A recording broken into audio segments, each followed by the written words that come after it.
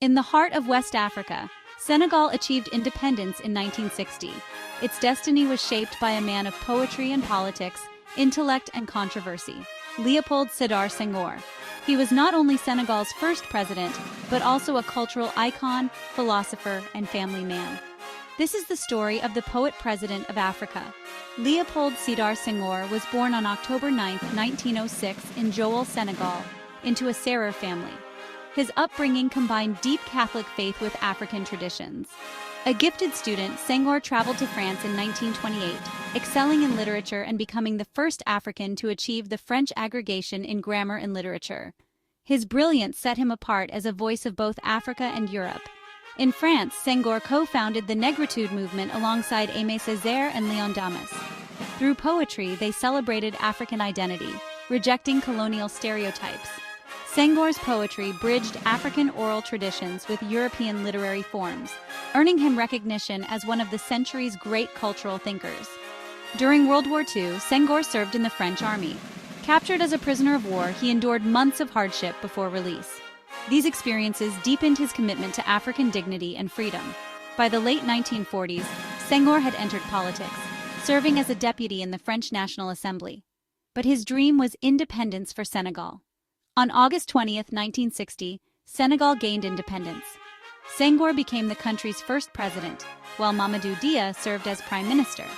But just 2 years later, political tensions led to Dia's arrest, leaving Senghor firmly in control. His leadership style, admired for stability, was also criticized as authoritarian.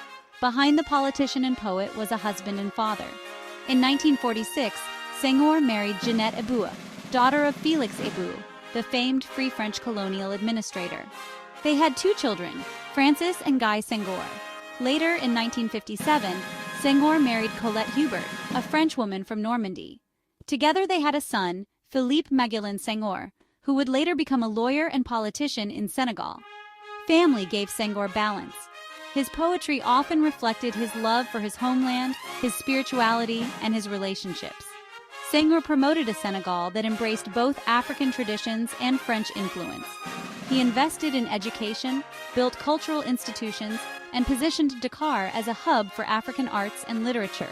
Yet, critics accused him of favoring close ties with France, creating a form of neo-colonial dependency. For Senghor, however, stability and partnership outweighed confrontation. Senghor's achievements included building strong institutions, promoting cultural pride, and advancing education. His vision of African humanism influenced leaders across the continent.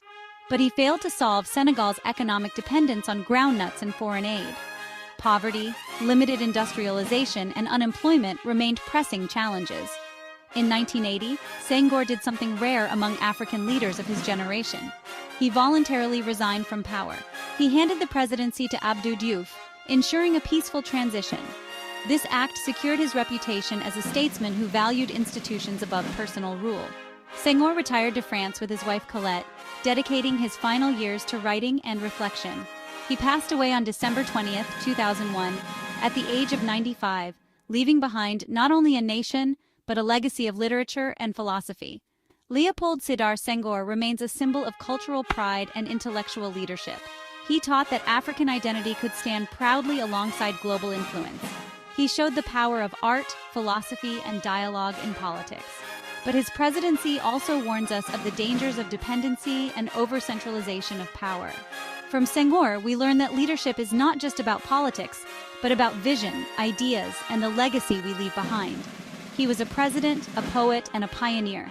Léopold Sédar Senghor, the poet who built a nation,